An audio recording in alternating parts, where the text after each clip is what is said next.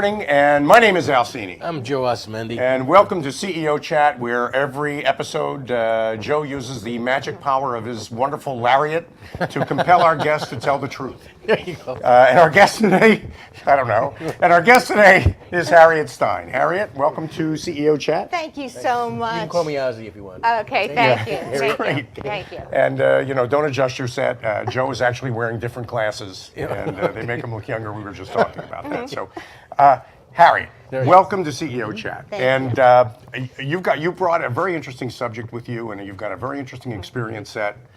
And I have a bunch of questions I want to ask, but I think I want to start with the whole concept of mindfulness and being in the moment, and why that's important to executives who may not believe in that stuff. Yeah, well, so here's the thing. If you are not in the moment, it is very easy to totally miss your life. It is totally, because what happens is you're not paying attention. And especially for leaders nowadays. You know, the big important concept nowadays is you hear mindfulness and people are thinking that it's a buzzword, but it is much more than that. I was teaching a program in New York City last week about mindful leadership, and it was very nice that different people followed up with me after the program, and they said that immediately they went home and they started taking their phone out of their bedroom at night, because a lot of people, especially executives, have difficulty sleeping. So, it's noticing that impact. So they removed, one executive actually wrote to me and said that they stopped having the phone at the dinner table. And I think those are the small little tweaks when you make that in your life. Those are the little behavioral changes that you can make. Right. That take you away from take you out of your own mind and into the moment that you live in. Exactly. Which is really kind of it. Exactly. That's great. Yeah, I was going to say it all started for me at work, really, which was a global senior director who I told that I knew how to teach a program that was 8 weeks long and 2.5 hours a week. And she was like, great, teach it to me right now. Because that's the busy leader, right? Right. And I was like, but it's 8 weeks long. And she's like, no, right now. You just teach them, yeah. Just right now. Okay. So that's what I did. And whenever I teach a program, I always teach the formal practice and the informal practice. So I gave her a 10-minute sitting meditation, never knowing that she was very much afraid of flying, and she had to do it for work. She was a white-knuckle flyer. The next day, she flew to Los Angeles, and she texted me from the tarmac of LAX. And she said, I can't believe I had no problems. And her family thought she was on drugs. And that's when I realized that I have to be where the client is. So that's how it all started. See, to me, 10 that's minutes exciting. it took? Yeah. What's that? 10 minutes it took? 10 minutes. Yeah, wow. That was 10 minutes. We're going to go from mindless to mindful in the next segment. So because I always think, if you're mindful, then if you're not mindful, then you're mindless, and Well, that's where we Well, are. it's a practice of compassion, so we try not to beat ourselves Yeah, up. we're not that judgmental, but I think the positive aspect of what you do, Harriet, is that it's tactical, it's real, it's practical. Right. It's a change that you can make right now. I mean, your tagline on LinkedIn is, you can affect your moment, this moment that you are now in. Right. And that really is, I think that's very compelling. Yeah, it's incredibly important, because not only does it affect that leader, when I teach somebody in 10 minutes and they now can fly without a problem, right? Let me explain to you what happened with the ripples of that, because then she ended up not only, she's more calm at work, right? So with mindfulness, when you learn how to be in the moment, and this is critically important for leaders, you then pause. And in that pausing, you're either going to notice you're going to become less reactive, because in that pause, you either learn how to respond or react. So she taught this practice then to her son, who was an ice hockey goalie and probably 14 years old. And a few weeks go by, and she's like, I noticed you're doing better. Like, what are you doing? And he said, oh, it's that thing you told me about staying in the moment. And it was the same thing about when he missed a puck. Instead of beating himself up and looking at the other players and worrying about how he looked, he instead focused right back in the game. And it's why now you're seeing Pete Carroll talking about how mindfulness helped with the Super Bowl win out in Seattle, how Phil Jackson wrote the book 11 Rings, as to how he became the most winningest coach in NBA history, where he talks about helping his players and himself how to stay in the moment. Well, so people who are watching the program, your performance goes up, your effectiveness goes up, you get more of what you want, really. if you just start concentrating on what you're, on the moment that you're in, Right. rather than worrying about how you're being perceived. Right. It's more important that you're actually managing things effectively than that you look to somebody else like you are. Exactly. Somebody, a leader told me a few weeks ago that he woke up at 5 o'clock in the morning and he couldn't sleep and he was concerned about an email that he had to write. And this was now probably 10 o'clock in the morning. And I said, did you ever write the email? And he said, no, not yet. He was still mulling it over.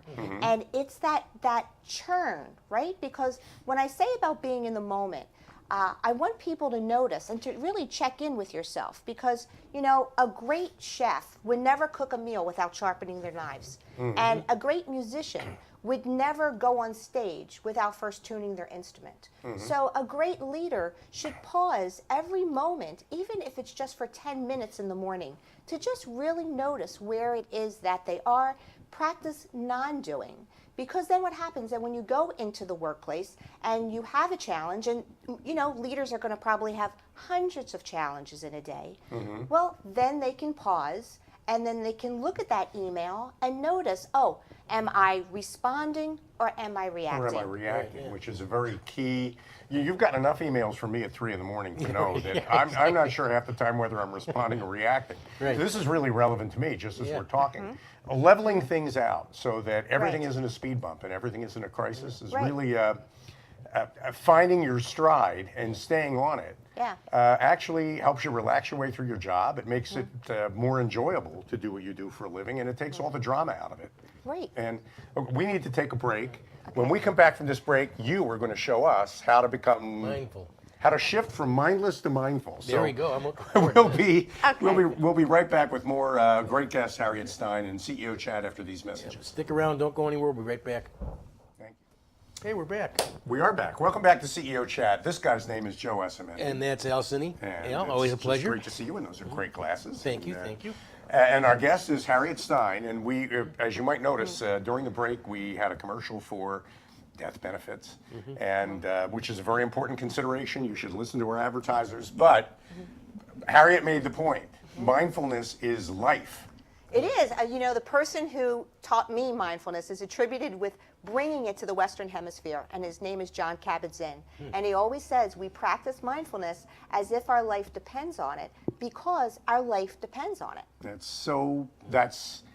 so interesting. I mean, it's funny you'd mention that. I remember reading case studies of horrible disasters that have happened because the people that caused the disasters were so worried about how they looked that they lost sight completely of what it is they were trying to accomplish. No, it's very true. And that's, you tend to make mistakes when you do that. Exactly. And you just said the importance of this practice being tactical.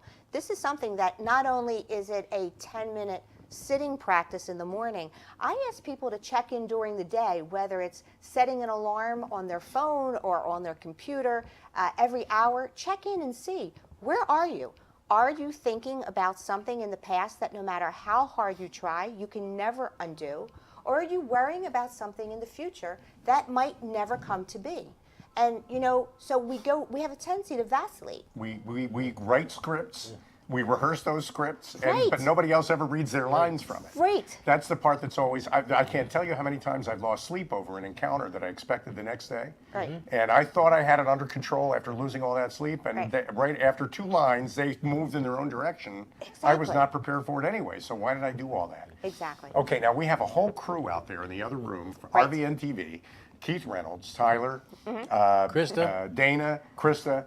These people need mindfulness in the worst way, in the worst way, definitely. So you're going Right. to teach us all how to be mindful. Yeah, so here's Where does that start? Well, it's a very quick 2-minute practice. So I would just ask, so we always say we sit with dignity. So exactly, we're sitting with our feet flat on the floor. And right now, to just bring your attention to what it feels like to be sitting. So just noticing that. Noticing where your body is making contact with the chair. Maybe you notice the weight of your body on the back of your thighs or on your buttocks, the weight of your feet on the floor. And Okay. just getting that sensation of what it feels like to be in your body and to be present. Yeah. I tell people you don't have to close your eyes. When you bring yourself to the present moment, you'll notice we didn't put on our mindfulness clothes. We didn't light candles. We didn't chant. We didn't put on any music. All we did was notice right now what it feels like to be sitting. And this is related to meditation too. I It is. It totally is. Okay, and now I remember, I know this works because I remember being taught was it the 4-3-2 breathing exercise where you become aware of your breaths? I'm not familiar with it, but I think I might have heard of it. It's a breathing exercise that I remember I had taught to me, and it's about becoming mindful of inhaling and exhaling. And it has this tremendous effect in like lowering your alpha rhythms or calming your brain down, and so there really is power in this. It's extremely powerful. So when I teach a workshop, I teach the formal and the informal practice. So the formal practice is either the sitting meditation, which we just did for a couple minutes. Right. And did you notice any difference, or? Yeah, I did. I mean, I noticed as soon as we stopped thinking about interviewing you, Right. and start becoming aware of the chair, it centers you. It has an effect. Right. And I think that's really it sounds to me like that's what you do for people. Exactly. So I do the formal practice when I teach, and I also teach the informal practice, so that when they, I had 2 people come to my program, and it was very interesting because, it's noticing how reactive people are or if they're responsive. And like you said, this is a practice of non-judgment. And I also tell people that from the informal practice, that one of the pillars of mindfulness is called beginner's mind. And Jeff Bezos always tells his employees every day is day one. And on the Amazon campus, there's actually a building called Day One. And so when you approach a meeting, whether it's a teleconference or a meeting in person, to go with an open mind and a beginner's mind, and because there never has been this day before in history, and there never will be again. So instead of approaching things with judgment, like, oh, there's that person that's going to interrupt me, and there's that person who's going to, come in late, or there's that person who's going to start eating in the middle of the meeting, maybe instead having some compassion. And then, maybe if you knew the person was a diabetic and had to eat a piece of fruit in the meeting, maybe you would feel differently. So we don't really know if that person is a diabetic or not, but maybe giving people the benefit of the doubt. This is such a simple idea, but it's so powerful message. It's amazing. That's what's so powerful about it. It's simple. Anybody can do it. It's making very small changes that's going to keep you in It's the those moment. little microscopic, micro-behavioral changes that have this macro effect. Yeah. I'm thinking about the people that watch your program. They're people who own companies, who have started companies, who run departments in large companies. Sure. And they're all very busy and probably too busy to think about what you're talking about. And that makes them exactly the candidate for what you do. Oh, 100%. So I taught this for almost a decade in a Fortune 100 company. So I started out with 2 people in a conference room over lunchtime, and the next week there weren't enough chairs in the conference room. And so, Really? right, so when and I was working for a very conservative company, so that it works at any company, whether it is pharmaceuticals, whether it's, whether it is a manufacturing company. I can't think of any industry. I mean, I've taught police detectives and people in their 90s. No matter who you are, I think it's really important to pay attention, because we drive and we don't know how we got to work. Even. Right. We haven't seen anything. And we eat our food and we don't really taste it. We don't taste it. So- Within Gobble 15 it in. minutes, we forget what we ate. Right, exactly. Yeah. And yet, companies keep talking about the importance of trust. If you want to be a great company, then it has to have a foundation of trust. And I was thinking, there's something before trust. And before trust is you have to have caring, or your employees will never trust you. So, and your only way you're going to have caring is through connection. And at a program last week, there was an employee that told me that they were at their child's soccer game, and that they were looking at their phone, right? They were just looking at their phone and in the stands waving at their child, and then looking back down. And their teenage daughter came off the soccer field into the stands and took the phone out of their hands and said, "You're here to pay attention to me." Not to, Right. not And to be on your phone. Right, and I think it's the same thing. When you go into a meeting at work, it used to be you would go into a meeting at work and you would talk to people and ask them how they were doing. How's your spouse feeling? I hear you just adopted a pet. How's your child? It was a conversation. You cared about these people. Right. And now people are going into meetings, sitting down and doing this. Exactly. Believe me, I've been through those meetings. Right. We need to take a break. We'll be right back after these messages with more of Harriet. When we come back after the break, Harriet, let's break this down to talk about how you help clients, so that at the end of the program they'll call you, because I think they could really benefit by what you do. The mindful experience. More with CEO Chat after these messages. Great. Stick around. We're back. Oh, hey, hello. So tell them we're back. Hey, we're back. CEO Chat. I'm Joe Who was Asumendi. I? And that's Al Cini. I'm Al Cini, and you are Joe Asumendi. That is the most mindful I've ever seen you. Thank you. I appreciate that. And we're here Harriet today Stein. with a mindfulness expert, Harriet Stein, who is Yeah. talking to us about how she helps companies become more mindful and how that improves their performance and gets them better results. Oh, Harriet, welcome back to the program. And now would be a good time to explain to the people who watch our program, if they call you, they're going to learn how at the end of the program. If they call you, how does the engagement start? Where does it go? How much time can they expect to spend on it? Yeah, so I always ask them what their objectives are. I don't think of the over 70 programs I taught when I was at Johnson & Johnson, I don't think that any two were alike. And, you know, it's very interesting because I always ask, what are your objectives? And I've been through a lot of reorganizations, and sometimes they can cause a little bit of churn and stress among employees. So I've been brought in to teach during those programs, you know, during those types of situations. If you're going through a situation where you have employees coming together and it's a new team, if they want collaboration, whatever the situation is, everybody has different objectives. And I'm always going to bring mindfulness to that experience. And my programs, it is not a lecture. You know, it's a conversation. So just like us talking, I want to really get to the heart of the matter, you know, what their challenges are, to have a conversation. And like I said, I always make it highly interactive, and I try to make it fun. I want them to laugh, and I want them to pay attention, and I always say that they're going to be different if they pay attention. They're not the same person going out that entered that program that day. So what's nice about that is you don't take a cookie cutter approach, basically. You do everything to the individual's needs. Exactly, 100%. Right, because every day is different, every program is different, and even if you have the same 30 people in the room one week, they're not the same the next week. Right, well, different things happen in people's lives. And what's exciting to me about the kind of training you do is that it's not about the specific job content of the company. You actually encourage people to step outside of that and become more personally aware of themselves as individuals. And then that just prepares them when they step back in to be more effective at the actual work that they do. Exactly. I think getting people to stop just going through the motions and to start thinking about what they do is a big part of your value proposition, Harriet. And you know, I'm hoping that a bunch of people call you at the end of the program. But before we go too much further, I want to ask you about Big Toe in the Water, because I know that's the name of your company. Yeah, tell us about that. Right. So, like I said, I've gone through a lot of training in order to learn how to teach mindfulness. So I did all of my extensive training at Jefferson University in Philadelphia, and I think just like, you know, some people could learn yoga off of YouTube. And you really wouldn't necessarily want that type of instructor if they're going to come in and take care of you. And I think the same thing, that if somebody says that they teach mindfulness, I think it's very important that you know that they have been adequately and fully trained and that they have a practice themselves. So I actually went up to the teacher who was my first teacher, and I went up to him at a meeting and I said, you know, I'm a nurse and I've done clinical research and I've been a global training manager and I want to do this full time. And I was looking for a lead. I wanted him to say, call my friend so-and-so to get you this job. And instead he gave me something so much more valuable. He said, if you want to make a big change in your life, you do not have to quit your job. You do not have to sell your house. He said, just put your big toe in the water.